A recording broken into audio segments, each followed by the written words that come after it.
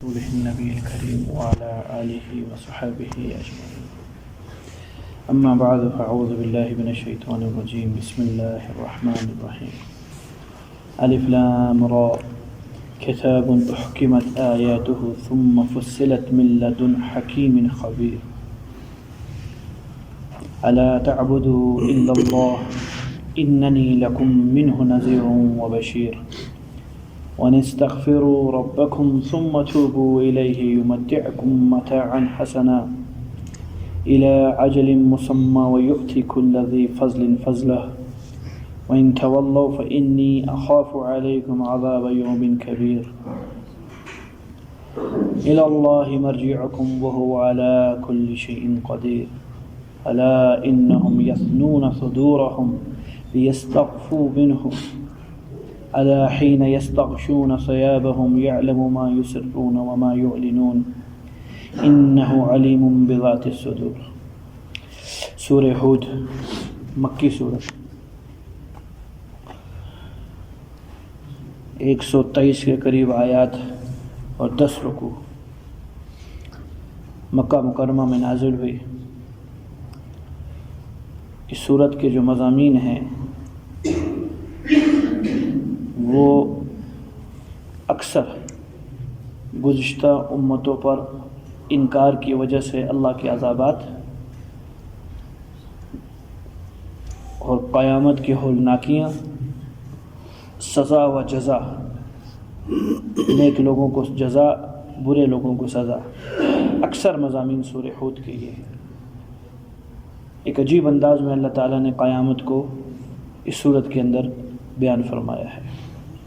صدیق اکبر رضی اللہ تعالی عنہ نے عرض کی یا رسول اللہ بوڑھے ہو گیا تو داڑھی میں سفید بال آنا شروع ہو چکے. اللہ کے رسول صلی اللہ علیہ وسلم نے فرمایا مجھے سورہ ہود نے بوڑھا کر دیا اس صورت میں کہ اس میں قیامت اللہ تعالیٰ نے بیان فرمائی ہے اور اس کی ہولناکی کو دیکھ کر سن کر میں بوڑھا ہو چکا. اور ایک روایت میں سورہ مرسلات بھی ہے، سورہ واقعہ بھی ہے، اما یتساءلون بھی ہے اور سورہ تکاثر الہاکم التکاثر وہ بھی ہے کہ ان صورتوں نے مجھ کو بوڑھا کر دیا ہے. حالانکہ آپ صلی اللہ علیہ وسلم کے داڑھی مبارک کے اندر مشکل سے 17 یا 19 بال سفید تھے، اس کے علاوہ سفید نہیں تھے، بس کل بال اتنے ہی سفید تھے. کالی داڑھی کے اندر آپ رخصت ہو کے اللہ کے بعد تشریف لے کر گئے، بس یہی کچھ پڑا تھا.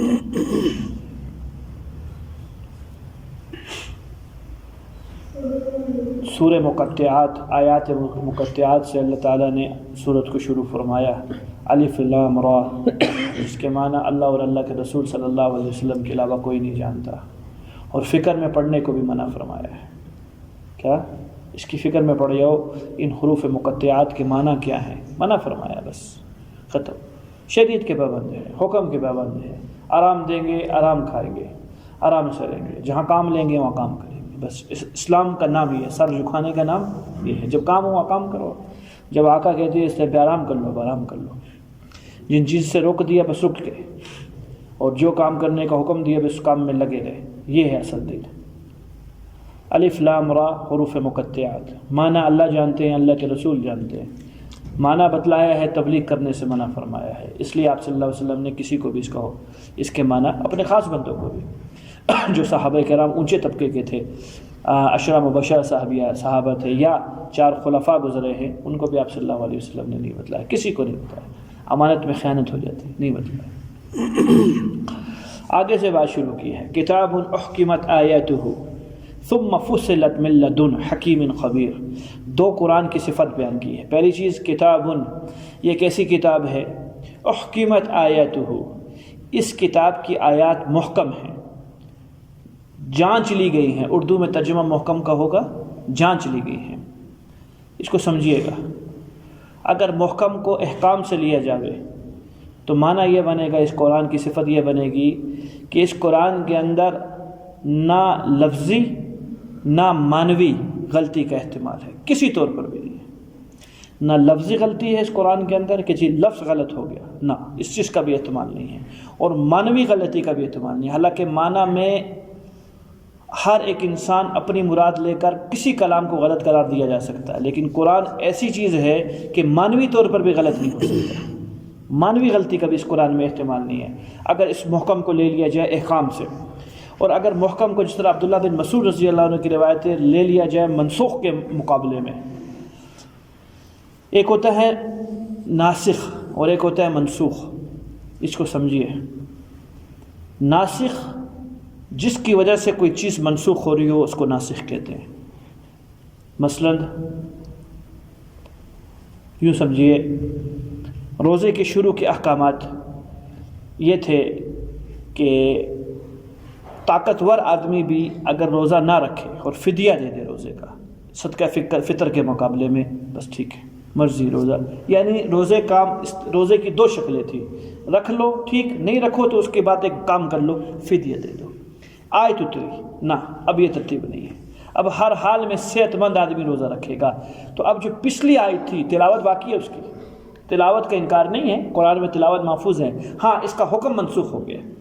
اور ناسخ کیا آیا ہے؟ اگلا حکم، وہ کیا آیا ہے کہ اب طاقتور آدمی روزہ ہر حال میں رکھے گا، فدیے سے کام نہیں چلے گا۔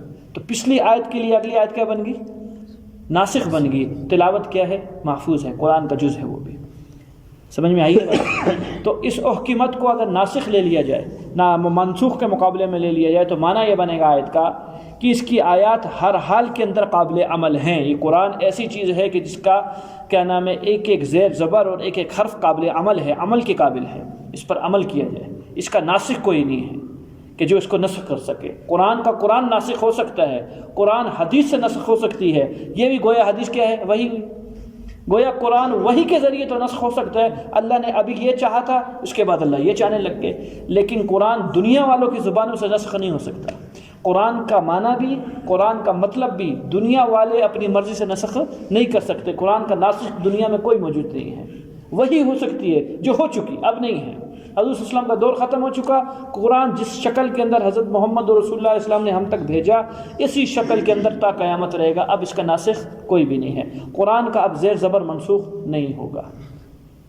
تو آج کل کے لوگوں کی باتیں کہ جی معنی مقصود ہیں، حرف مقصود نہیں ہے، غلط بات ہے۔ قرآن کے حرف بھی مقصود ہیں۔ ارے قرآن کے حروف تو بہت آگے کی بات ہے، قرآن کا لہجہ بھی مقصود ہے، قرآن کو پڑھنے کی ترتیب بھی مقصود ہے۔ نہیں سمجھ میں آئی ہے؟ ایک ایک چیز یہ عام کلام تھوڑی ہے، جہاں سانس ٹوٹے گا وہیں سے نہیں پڑھو گے، پیچھے سے پڑھنا شروع کرو گے۔ لہجہ بھی مقصود ہے، حروف بھی مقصود ہیں۔ حدیث میں کیسے آتا؟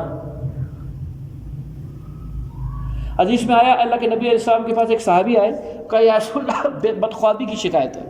حضرت معالج تھے، ان کے طبیب تھے، ہر درد بری دعا حضرت کے پاس موجود تھی۔ حضرت نیند میں بیداری کا مسئلہ ہے، نیند صحیح سے نہیں آتی۔ اللہ کے نبی نے ایک دعا بتلائی، اس کے الفاظ یوں تھے، آمنت برسولک، کیا؟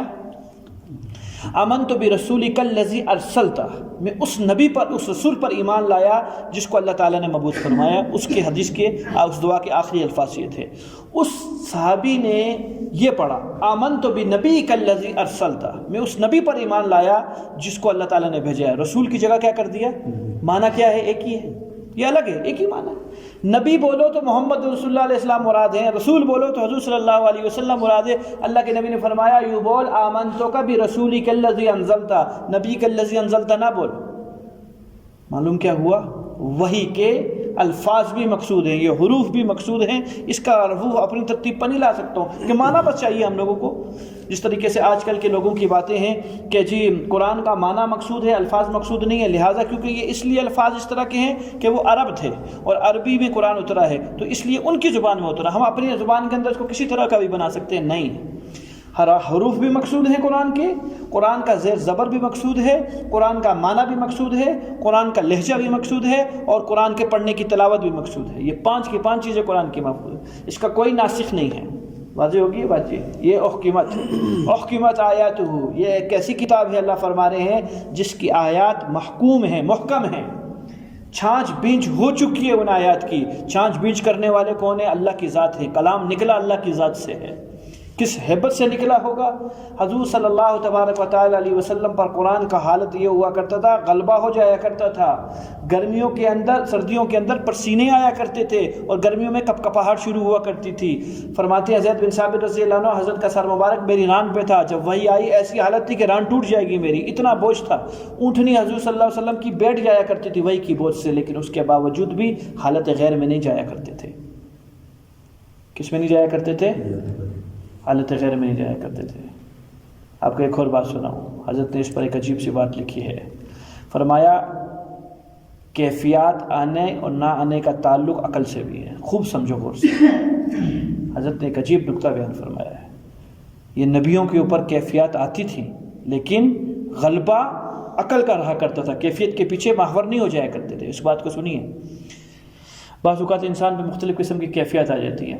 جو بندہ زیادہ عقل مند ہوتا ہے اس کو کیفیت نہیں آتی ہے تو نہ ہونے کے برابر ہوتی ہے. اور جو بندہ کم عقل کا ہوتا ہے اس کو کیفیت زیادہ ہوتی ہے. وجہ کیفیت چاہتا ہے یکسوئی دماغ کی. کیا چاہتی ہے؟ بالکل دماغ یکسو رہے.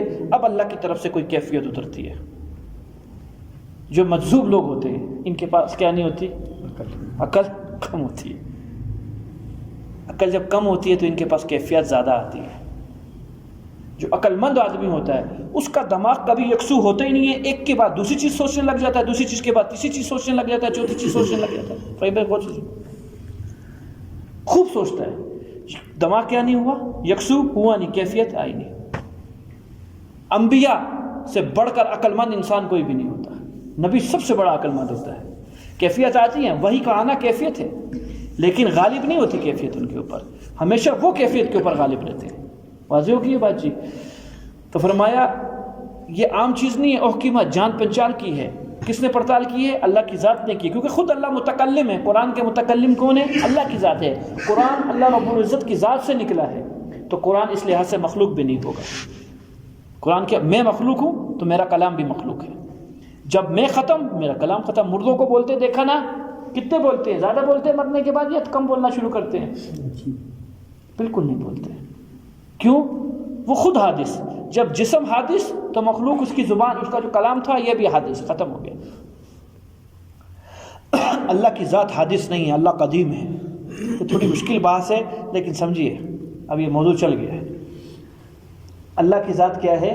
قدیم ہے. اللہ قدیم اس ذات کو کہتے ہیں جو ہمیشہ سے ہے، ہمیشہ رہے گا.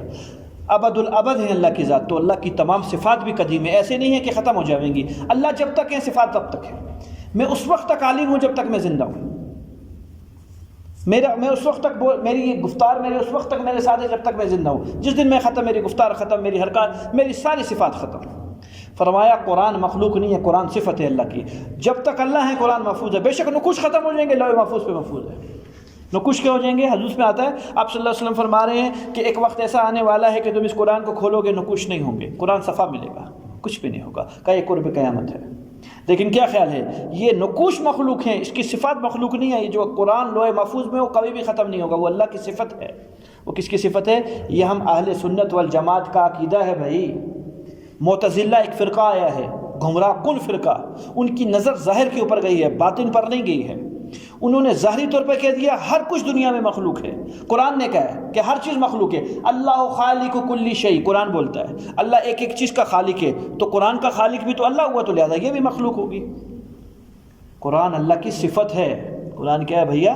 اللہ کی صفت ہے. اللہ کی صفت مخلوق نہیں ہوتی ہے، یہ ہمیشہ رہے گی. جس طرح اللہ رب العزت ہمیشہ سے ہیں. انہوں نے یہ احمد بن حنبل رحمۃ اللہ علیہ کا دور تھا جس میں ان لوگوں نے قرآن کو مخلوق کہہ دیا. قرآن مخلوق نہیں ہے، قرآن اللہ کی صفت ہے. یہ ہم اہل سنت والجماعت کا عقیدہ ہے.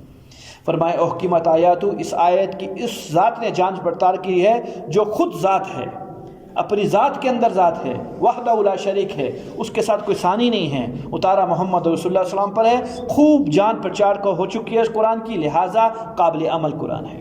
ایک ایک زبر قرآن قابل عمل ہے، ایک ایک پیش قابل عمل ہے. پھر اگلی صفت ثم فصلت من لدن حکیم خبیر. دوسری صفت ہے ثم فصلت، صاف صاف بیان کر دی ہے. تفصیل کہتے ہیں تمیز کرنے کو. کیا کہتے ہیں؟ ہم کہتے ہیں یار یہ اجمالی بات کر رہے ہو، آپ تفصیل سے بتاؤ. سب لوگ آ گئے، یہ اجمال ہے.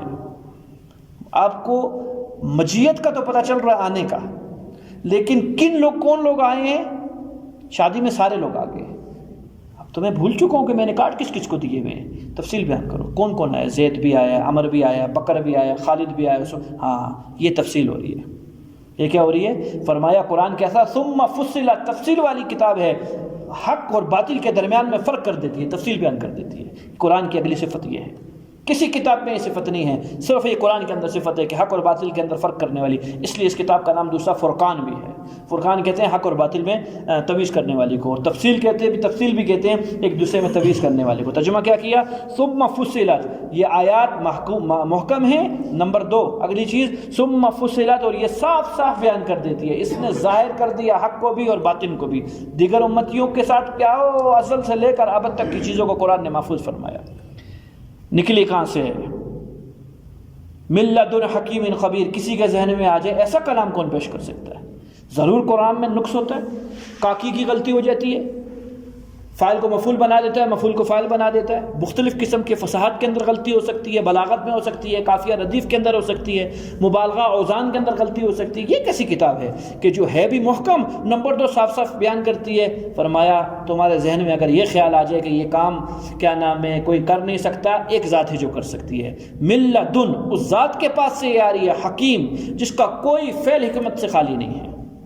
ایسے حکیم ہیں میرے بھائیوں، اللہ تعالیٰ کے ایک ایک فعل میں اتنی مصلحتیں ہیں، اتنی ہیں کہ انسان عقل مند دانشور کا دماغ ان مصلحتوں کا احاطہ نہیں کر سکتا۔ ہر چیز میں ایک مصلحت نہیں ہے کہ جی چونٹی کو پیدا کرنے میں یہ ایک مصلحت ہے، نہ بھائی، اتنی مصلحتیں ہیں کہ میرا اور آپ کا دماغ نہیں کر سکتا۔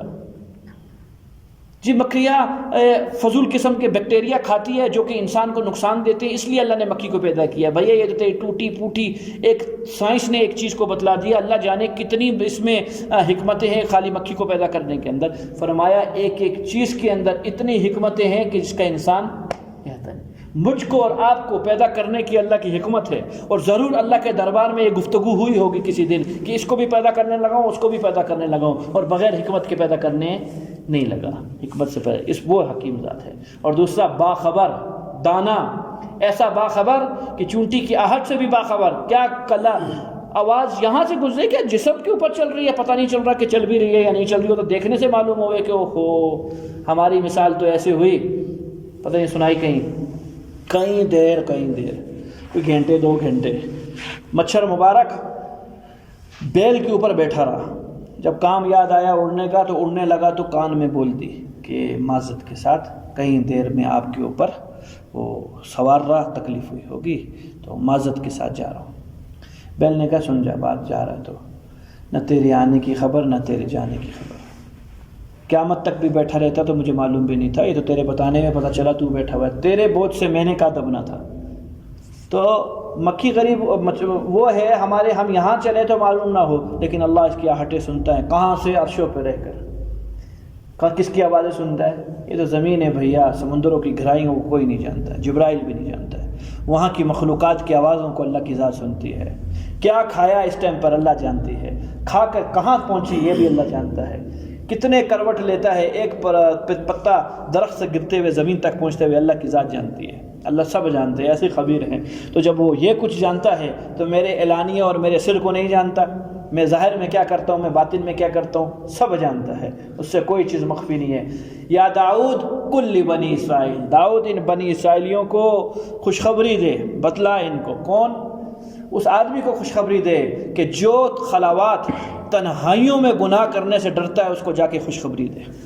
کس سے ڈرتا ہے؟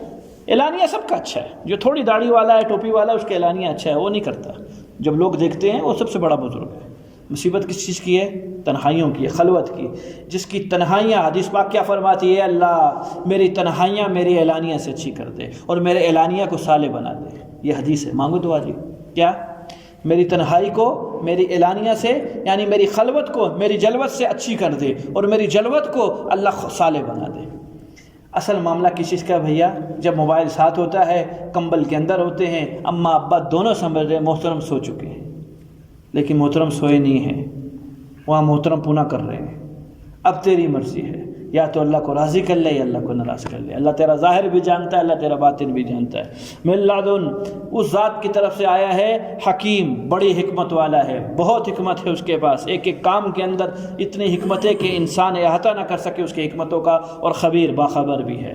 لہذا سنو مفہوم، قرآن کا سب سے اہم مفہوم، تمام نبیوں کی تمام دعوت کا خلاصہ یہ جملہ، الا اللہ تعبدوا الا اللہ، سوائے اللہ کے سامنے کسی کے سر نہ جھکاؤ، نہ عبادت کرو تم مگر اللہ کی، معبود جو بنایا ہے تو کرو۔ حدیث پاک میں کیا آتا ہے؟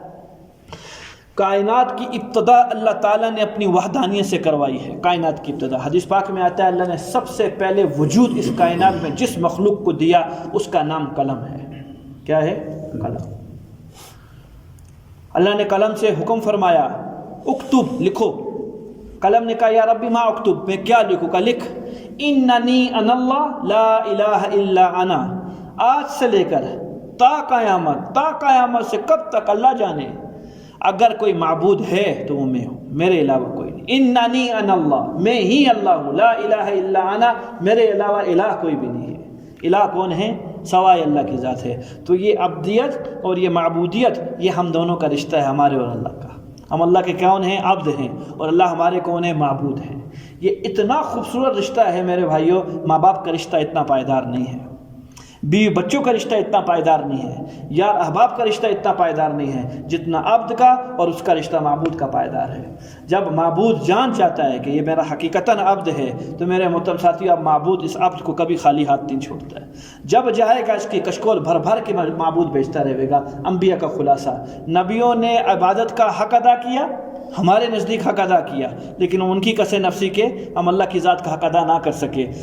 ہر مخلوق سے، ہر عابد سے، ہر ولی سے نبی نے سب سے زیادہ عبادت کی اور حق کیا عام آدمیوں سے، لیکن جاتے ہوئے کہتے ہم نے نہیں ادا کیا۔ اللہ نے کبھی کشکول خالی نہیں چھوڑی۔ اس کے بعد ان کے متبعین جتنے گزرے ہیں، آج ہی پڑھا، حضرت فرماتے ہیں تم صدق کے دل سے دعا مانگو، صدق کے دل سے دعا مانگو، کوئی دعا رد نہ ہوئے گی۔ کہ جو رد ہوئے گی وہ تمہاری دعا میں کمزوری کی وجہ سے ہوگی، تمہیں شرائط پوری نہیں کیے، کبھی دھیان بٹ گیا ہوگا، کبھی کچھ ہو گیا ہوگا۔ اس دن میں نے دعا کی شرائط بیان کی آپ کے سامنے، کبھی رد نہیں ہوئے گی۔ کیوں؟ اس کے خزانے میں کمی تھوڑی ہے کہ تجھ کو دے دے گا تو اس کو معاملہ کم ہو جائے گا، نہیں، ایسی بات نہیں ہے۔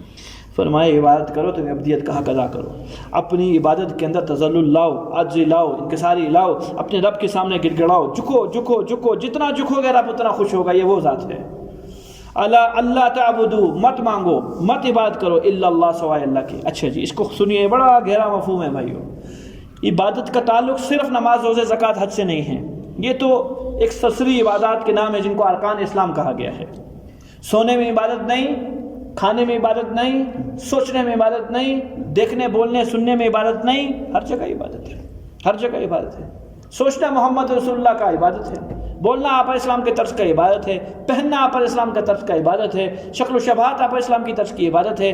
غرض یہ کہ بیت اللہ سے بیت الخلاء تک ہر طرز جناب محمد رسول اللہ کا کیا ہے؟ عین عبادت ہے، اور وہ اللہ کے قریب کرنے والا ہے۔ اس کے ہٹ کر کسی چیز کا نام عبادت رکھ دیا جائے وہ عبادت نہیں ہے۔ خوب گڑ گڑائی کرے اللہ کے سامنے اور گڑ گڑائے اور روئے اور جھکے، لیکن طریقہ جناب محمد رسول اللہ کا نہیں ہے، کبھی عبادت نہیں ہے، وہ چیز کبھی عبادت نہیں۔ عبادت کا معیار ہے جناب محمد رسول اللہ علیہ السلام۔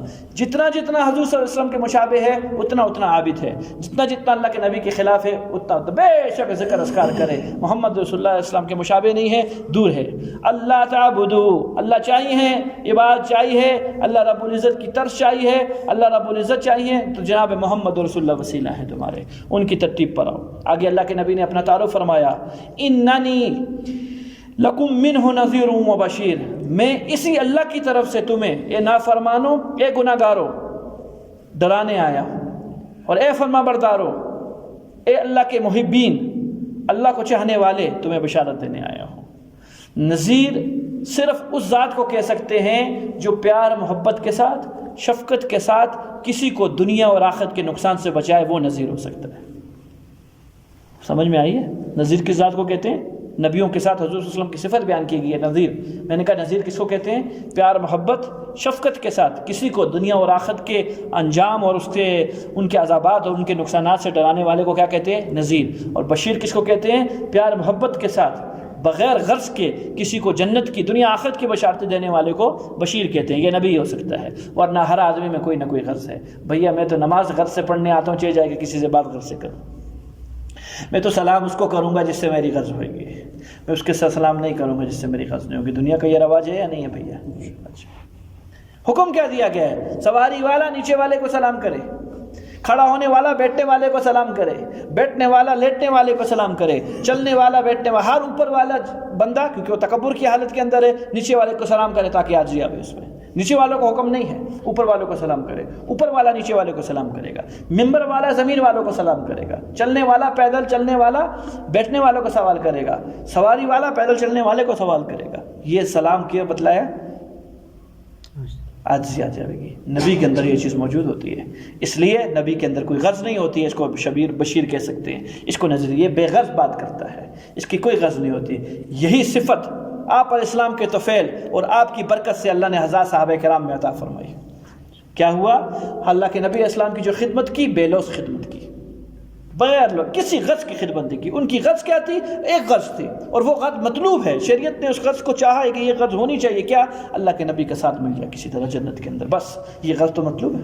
جب جنت مطلوب ہے تو جنت کے اندر حضور صلی اللہ علیہ وسلم کی رفاقت مطلوب نہیں ہے، عین مطلوب ہے، عین مطلوب ہے۔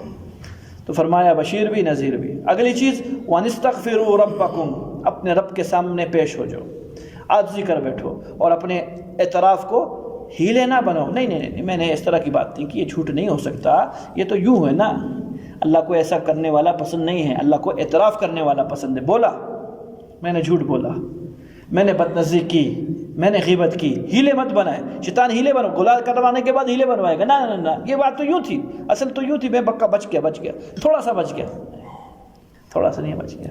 وہ تو یہ بندہ تو اس کو نہیں جانتا جس کے سامنے میں نے اس کی غیبت کی ہے۔ جاننا نہ جاننا، میں نے اس دن آپ کو 5 مراتب غیبت کے نہیں سنائے، جن میں یہ بھی تھی کہ ایسی بندے کی بات کر رہا ہے جس کو بے شک نہ جانے، لیکن یہ بندہ تیرا بدلہ اسے نہیں لے سکتا، تو کیا ہوگی؟ غیبت ہوگی۔ تعویلات نہ کرے، اللہ کو اعتراف کرنے والا مقر آدمی، معترف آدمی پسند ہے، نہ کہ تعویلات کرنے والا پسند ہے۔ بلم بعورہ نے تعویلات کی تھی، ابلیس نے تعویلات کی تھی، اللہ نے اٹھا کے کہاں سے کہاں پھینک دیے ان کو۔ اعتراف کرنے والا نہ بھی ہو، اللہ میں نے کیا ہے، تھوڑا کرے، اللہ کے سامنے بڑا چلا کے پیش کرے، اللہ میں نے کتنا بڑا کام کر دیا، اتنا بہت کر دیا ہے۔ بھیا تھوڑے سے بھی اللہ کی ذات پہ فرق نہیں پڑے گا، اور بڑے سے بھی زیادہ نہیں پڑے گا۔ مقصود ذات کو اپنے اوپر ترش کروانا ہے، ان کا رحم متوجہ کروانا ہے کسی نہ کسی طریقے سے، کہ ایسی ادا اللہ کے سامنے پیش کروں کہ اللہ کی ذات کیا کر دے؟ رحم کھا جائے کسی طرح۔ عرض کی نا، اتنی پیاس لگ جائے کہ اگلا ترس کھا کے پانی پلا دے۔ بچے کی مثال دی تھی آپ کے سامنے، اب مائیں جانتی ہیں بچوں کو کس ٹائم پہ دودھ دینا ہے، اون کے اوپر کوئی نہیں بیتی، روتا رہے، کوئی ٹینشن نہیں ان کو، اتنا گڑگڑائے کہ اب اماں کو ترس آ جائے تو سارے کام چھوڑ کے آئے گی، دودھ پلائے گی، ورنہ کام نہیں چھوڑے گی، اپنی ہانڈی روٹی پکا رہی ہے، تو روتا رہے، شور بے شک بولتا رہے کہ بھائی دودھ پلا دے، دودھ پہ، اس کو معلوم ہے کہ کس ٹائم پہ دودھ پلانا ہے، اس ٹائم پہ نہیں۔ یہی مثال ہے بھیا، تھوڑا پیاس لگے گی، پانی نہیں ملے گا، آخرت کا پانی ملتا ہے، اللہ کی طرف سے رحمت ملتی ہے زیادہ پیاس پہ۔ اپنے آپ کو اتنا طالب بنا دیا جائے، اتنا اللہ ترس کھا جائیں اور آخرت کا پانی اور محبت کا پانی پلا دیں، کام بن جائے گا۔ تو اعتراف مقصود ہے جی۔ وَانِسْتَغْفِرُوا رَبَّكُمْ، اپنے رب کے سامنے گناہوں کی بخشش چاہو، اعتراف کرو کیے ہیں میں نے، اللہ یہ ہوئے ہیں مجھ سے، میں نے جان کے یہ کام کیے ہیں، یہ کام کرو، ثُمَّ تُوبُوا إِلَيْهِ، اور آئندہ کے لیے بھی یہ کام کرو، آئندہ کے لیے بھی عزم کرو کہ کبھی بھی نہ کریں گے۔ حیا اس میں تفصیل ہے، زندگی رہی انشاءاللہ کل اس کو بیان فرمائیں گے اللہ نے چاہا تو۔ اللهم صل على محمد وعلى آل محمد وبارك وسلم. اللهم ربنا آتنا في الدنيا حسنة وفي الآخرة حسنة وقنا عذاب النار. آمين برحمتك. اللہ آپ کو